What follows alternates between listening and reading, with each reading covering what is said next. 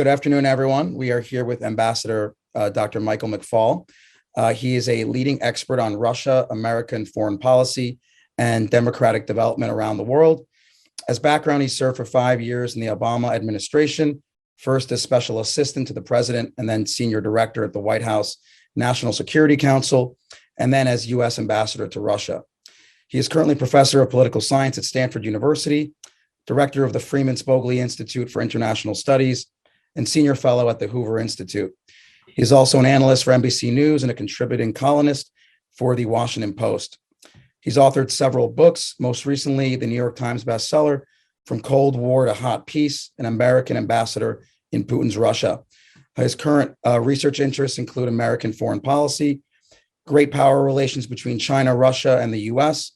And he is here today to discuss, obviously, a very timely and heated topic, the Russia and Ukraine crisis. Thank you so much, Ambassador Mcfaul, for joining us. Sure, great to be here. Absolutely. I just wanted to start with a little background. Why does the Kremlin refuse to recognize the Ukraine as a sovereign nation? And what does Ukraine's democratic ambitions, why is that such a threat to Putin? Well, in Putin's view, and I'm glad you said the Kremlin and not Russia, right? That's a very important distinction. He believes that the people of Ukraine and the people of Belarus and the people of Russia are all one nation.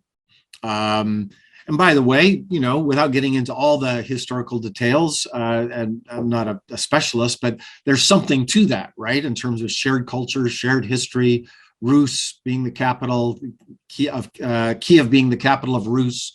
The languages are similar, Orthodox churches, although there's been divisions, but there is some shared history there. There's some shared history, some shared culture. The languages are related, but there's lots of countries with shared history and language and culture. You know, we share a lot of that similar history with our friends in Canada. That doesn't mean that we should march into Canada and unite us, right? But from his perspective, Ukraine was part of the Russian Empire, right? Key word, their word, not mine. Then they had independence for a little while. Then they were part of the Soviet Union, and then when the Soviet Union collapsed, by the way, because of actors inside the Soviet Union, we didn't invade the Soviet Union and tear it apart. It was the leaders of Russia, Ukraine, and Belarus that actually got together and signed the accord that dissolved the Soviet Union. So it was Russian leaders that did that. But from Putin's perspective, that was a tremendous wrong. And he's trying to now correct that in his view. And so that's why he doesn't think they should be an independent country. Now, how has this conflict changed the overall political situation, not only just between Russia and the Ukraine, but really all of Eastern Europe? It's a great question. Remember, Russia first annexed Crimea and intervened in Eastern Ukraine in 2014. And if you go back I was still in the government, right? I left the government the day they went into Crimea, by the way. But in the buildup to that, I was still working in Moscow as the US ambassador. And the precipitant for that event was two things. One, then President of Ukraine, Yanukovych, decided not to sign an accession agreement to join the European Union. Putin gave him a big bribe, said, you better not do this. I think it was about $15 billion. And then so he pulled back, right? He was even at the summit where he was supposed to do it. And then he decided not to do it.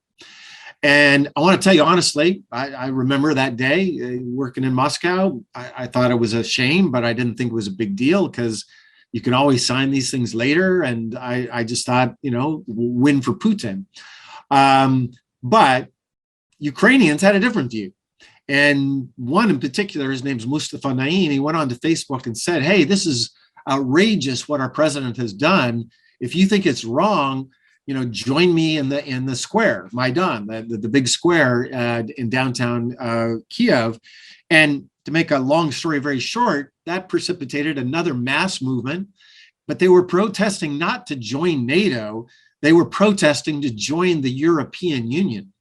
And if you go back and if you look at data, there's very low support for joining NATO back then in Ukraine. But then they tried to cut a deal between Yanukovych and the opposition. Our government, the Obama administration, tried to help it. It was signed February 23rd, 2014. You see, I can remember it because I remember the day vividly. I was down at the Sochi Olympics, by the way, that day, and we thought maybe we had dodged a bullet here. The next day, Yanukovych fled. He went to Ukraine. He went to Russia, and that's when Putin invaded Ukraine. And by invading Ukraine, a couple of things happened.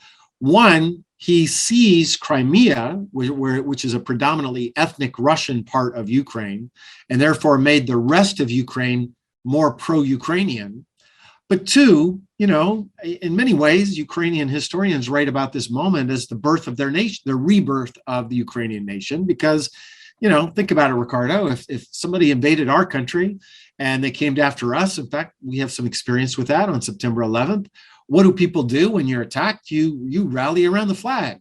And that's exactly what Putin did the last time he intervened, and I think helped to unify Ukrainians around a common identity. Fast forward to today, I think he's doing the same thing. When you put 120,000 soldiers on the borders of Ukraine, I just literally was on the phone with somebody in Kiev an hour ago. Guess what? People forget about their problems they have with this party or that party, and they all are coming together, and Putin is bringing them together. And then second, with respect to the other countries that you asked about, he is also reaffirming what was the initial reasoning behind NATO expansion to the Baltic states and Poland and Hungary and the Czech Republic and Slovakia. Back in the 90s, we're like, oh, there's no threat from Russia, that the Cold War's over. Why do we care? Well, guess what? They care a lot. And now you see an even greater kind of commitment to the NATO alliance from those frontline states. I mean, I think give us a little perspective, because people may think, well, this is happening halfway across the world. What does a successful invasion of Ukraine by Russia mean for the US and the rest of Western society? Yeah, it's a great question. And I don't want to trivialize in any way the problems that Americans are facing here at home. Looking at your white coat, you know what they are. And that's true in all countries. Domestic issues are always at the top. But in my view, this issue is not just about Ukraine, some faraway country that nobody knows where it is in Eastern Europe. It's really about the rules of the game for the international system. Remember, we fought World War II to stop annexation. And in the run-up to World War II, people said 1938, where is this country? Czechoslovakia, Sudetenland, why do we care? That's so far away, it doesn't really matter to us. And then Hitler marched into Poland in 1939, and it's like, well, that's not our problem. That's not our war. We don't have a dog in this fight. Well, we know how that ended, right? We know that those isolationist tendencies in the 30s proved to be incorrect. And it did matter what happened in Poland, and it did matter what happened in China with respect to Japanese interventions there, where people said, well, that's not our problem. Well, December 1941, it did become our problem when we didn't get engaged earlier. And I think there's a parallel here. That is to say, we cannot allow great powers just to go around cutting up in countries as they see fit, because where does that stop? And when you have grievances about the past, well, how far back in the past do we go? If Russia is allowed to take Ukraine back, does Mexico get to take back Arizona and New Mexico? Does China get to take back part of Siberia? Do the Turks get to take back Crimea? They had Crimea, after all, a couple hundred years ago. That is a very, very slippery slope. And we know what that history is. We've lived through that history. We put in some rules in 1945 to stop that kind of world. And I think it's important for people to remember that we've had lots of wars since 1945, but we have not had world wars. And that, I think, is why it's important that it is not just about Ukraine and Russia. It is about the future health of the international system. Now, one of the latest theories that has really come about is that Putin may want to organize a coup to overturn President Zelensky. Do you feel that's realistic, and is that true? Well, I did see the reporting out of the United Kingdom about that, and I have no reason to challenge their intelligence. I would just say, somebody used to read secret information all the time in the government. There's sometimes there has to be more context to understand it, right? And as I try to understand it, my bet, I don't see how Putin could just out of the blue send in one of his guys and say, okay, you're now the president.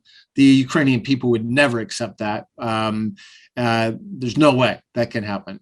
The scenario under which it could happen would be a much more tragic one, which would be after a major invasion, after an occupation of Kiev, when Putin then puts his puppet regime into place. That tragically is a scenario we've seen earlier in history.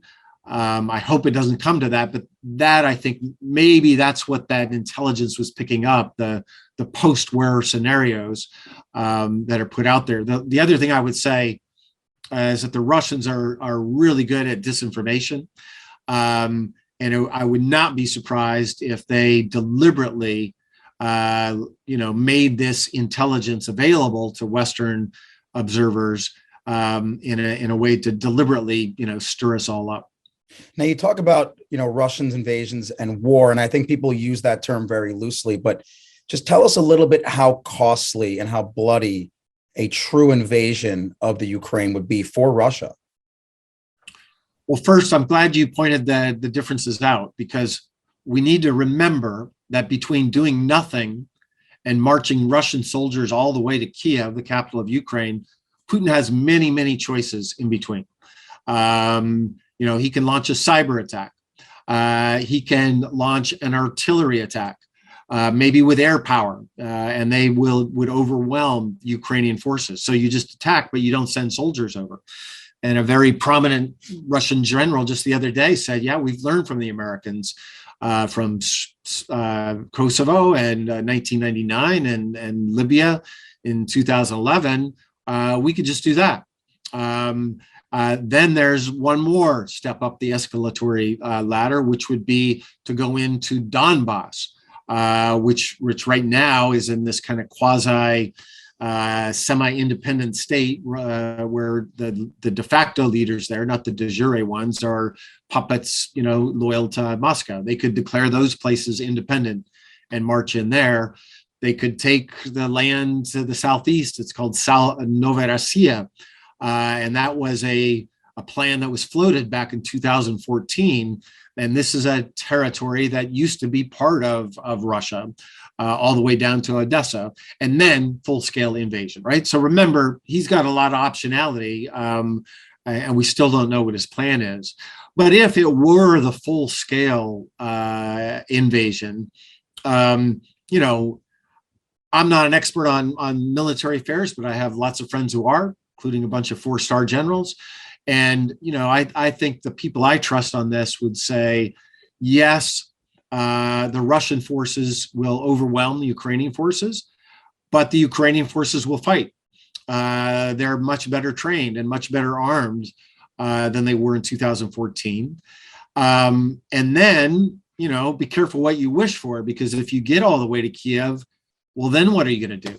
And to occupy for any long period of time a country, both population and size and geographically the size of Ukraine, I think is an insurmountable task for the Russian military, and they will continue to fight. That my prediction is that Ukrainians would move into a guerrilla-style warfare scenario and make it very difficult and very uncomfortable for the Russians to remain there indefinitely. So Putin has said that he has a list of demands, obviously, and he's talking about one, blocking Ukraine from ever joining NATO, and he wants to scale back NATO forces in Eastern Europe back to where it was back in the mid 90s. Do you think that NATO will concede that? No, I don't. I think I'll be shocked if the alliance agrees to that. I do think if Putin were serious about negotiations, there could be some trade space. As a former diplomat, I will tell you that sometimes ambiguity helps to get agreements. Think about our situation with the Chinese vis-a-vis Taiwan, where we have this very ambiguous set of agreements and language that we use. Taiwan's not an independent country, but it's not part of China. And, we've learned to live with ambiguity to keep the peace vis-a-vis that crisis for decades. That's a great diplomatic achievement. By the way, one that's being challenged today, but we achieve that through ambiguity, not through written agreements. And I think there's a lesson for this situation, but only if Putin is serious about negotiations. And I think that's not clear. And I'd also say just two other things on this. One, there's that, I guess, de jure, formally, legalistically, NATO would have the right to say, Ukraine doesn't have the right to join. But politically, that would be, in policy terms, I think it would be a mistake. The open door policy of NATO going all the way back to 49 has been, in my view, successful. And to start unraveling that would be bad for American national security interests. I also think politically it would be a complete disaster for President Biden and many other leaders in the NATO alliance. And I think, I see some of my academic colleagues saying, oh, we just do this and everything will be fine. It won't be fine for President Biden when he faces critics at home. And the last thing I would say, it wouldn't stop Putin. He will continue to undermine Ukrainian sovereignty and Ukrainian democracy, even with that, some kind of NATO guarantee like that, because ultimately the threat to Putin is not NATO expansion. I mean, it's not on the agenda. It hasn't been on the agenda for Ukraine since 2008. I served 5 years in the Obama administration. I can't even recall a conversation about NATO expansion to Ukraine in the time I was in the government. It's been invented by Putin. The real threat is a sovereign democratic Ukraine. Now you're talking about misdirection, miscommunication. Many people feel like Ukraine is just, it's basically a distraction, and he has other ultimate goals, that his goal is not to expand into Ukraine, but he has other motives. What do you feel is Putin's ultimate goal here? Well, I want to be clear. I don't know. You don't know. President Biden doesn't know. The head of our CIA, he's a friend of mine, Bill Burns, he doesn't know. Foreign Minister Lavrov, Russia, he doesn't know. The only person that knows is Vladimir Putin. And that's exactly the way he likes it. He likes uncertainty. He's very comfortable with it. I don't think he's even decided what his ultimate goals are here. I think he's waiting to see. And already, from his perspective, look at all the time and attention he's getting right now. President Biden's calling him. Secretary of State Blinken's flying to Geneva for a 90-minute meeting. Meetings all, in Brussels, in Geneva, and back in Geneva and Vienna. We are putting together things that we are prepared to negotiate about, from what I understand from the Biden administration, things that we would have never talked to the Russians about before. And then amidst all this last week, President Macron and France rolls out his own plan, fueling division amongst the NATO allies. And we are divided amongst ourselves with respect to military assistance to Ukraine or not. The Germans don't support it. Other members of the alliance do. So already think about all those things that are happening that he's achieving without doing a single thing. So that's the first thing I think is important to understand. Second, I hear a lot of Western commentators say, well, Putin's backed himself into a corner. We got to give him a face-saving way out. I just radically disagree with that interpretation. He's saving his face in front of whom? The opposition party in the parliament, they don't exist. Opposition leaders outside of the parliament, the head of it is in jail, Alexei Navalny.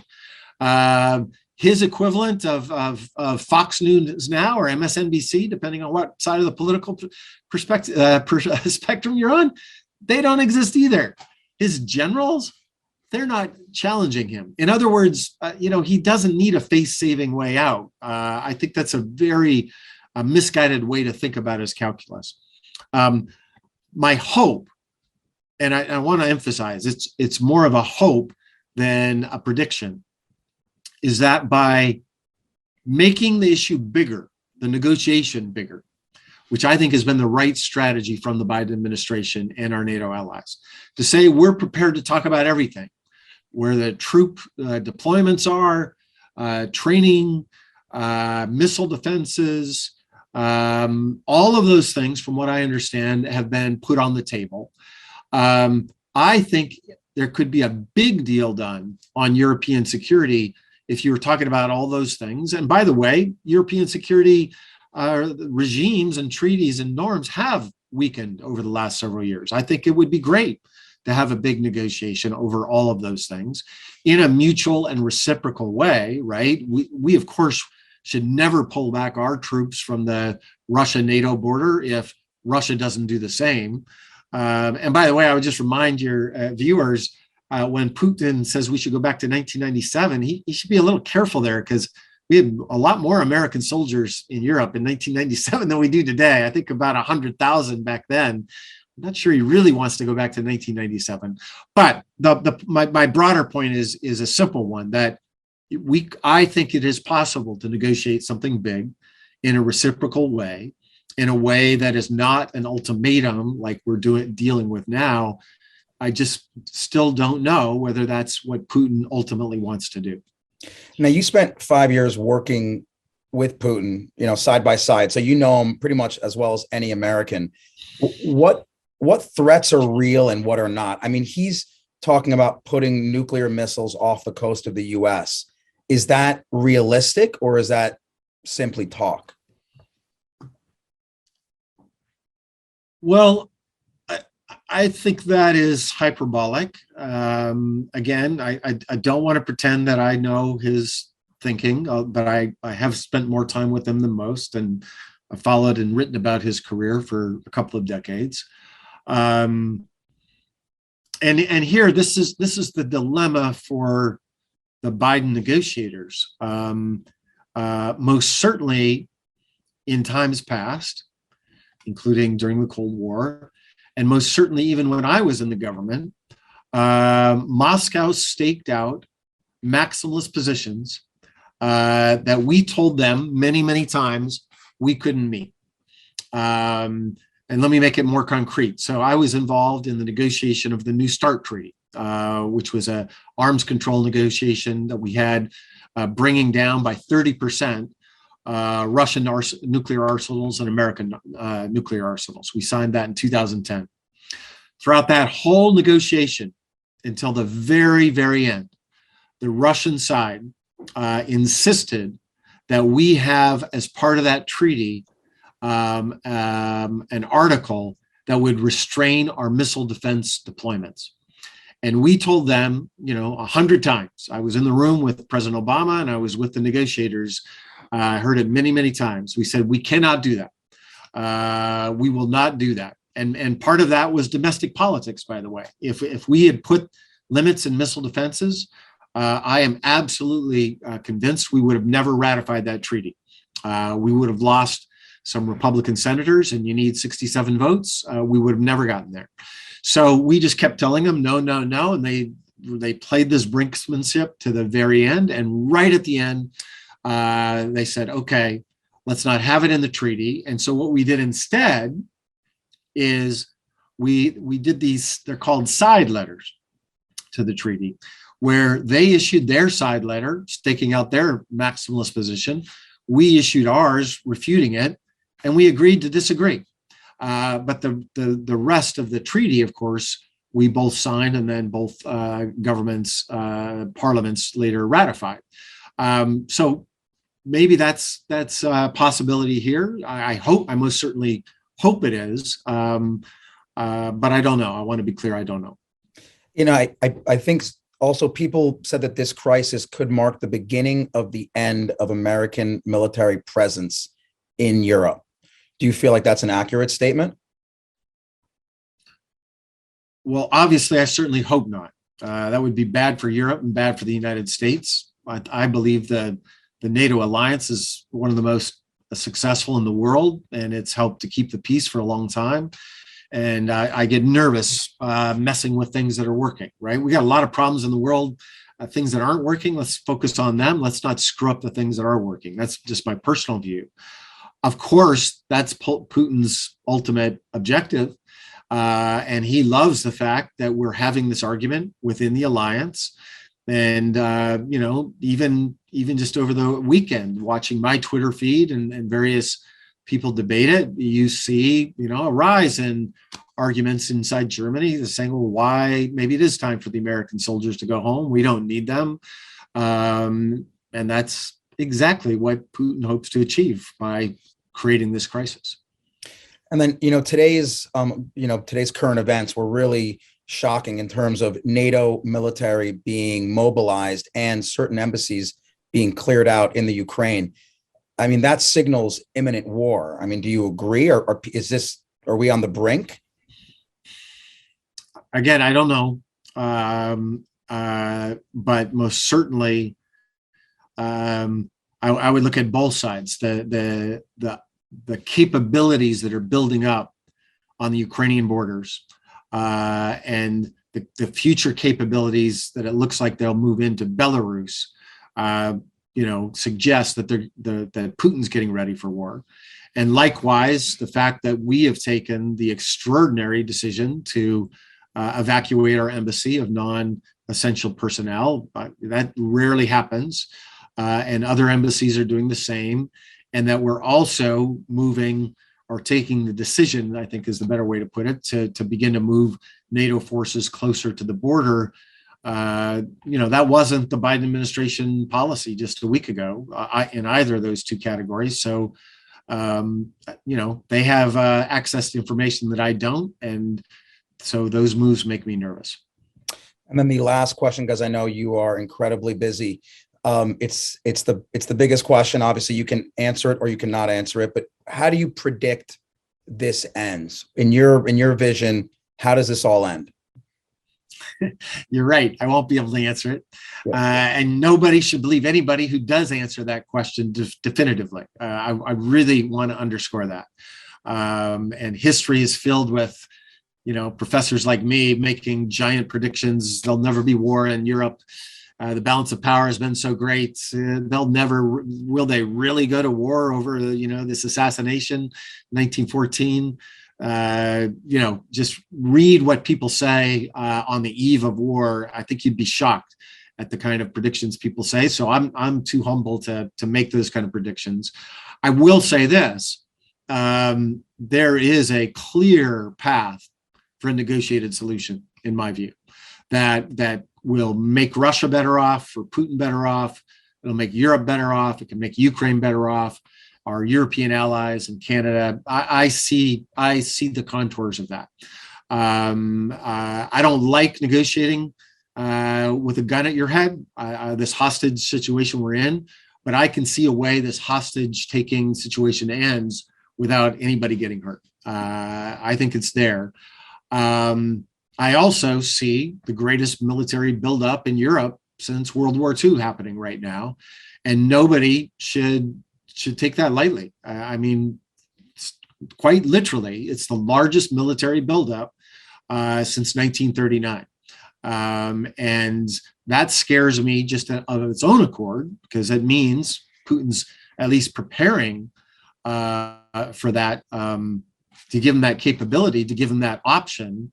But there's a last thing I would just mention, which is, when you got hundreds of thousands of soldiers moving all over and airplanes flying all over and reconnaissance missions and UAVs, that's when accidents can happen as well.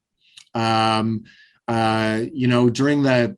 when I was still in the government and Russian planes were flying around in the same airspace with American planes in Syria, one of our greatest nightmares was an accidental shoot down of their plane or our plane that would then, things could spin out of control. And I think that is something that also worries me about this particular moment. Either on accidents that is genuinely accidental, or an accident that is invented as a pretext for war. Wow. I mean, it's absolutely crazy times, just like you said. The fact that it's the biggest military buildup since World War II should have everyone very, very scared. Listen, thank you so much for your time. Sure. Obviously, how busy you are. Really appreciate all the work you've done. And we will all wait with bated breath to figure out how this ends. Again, thank you so much, Ambassador Mcfaul. All right. Thanks for having me. Take Bye-bye. care. Be well.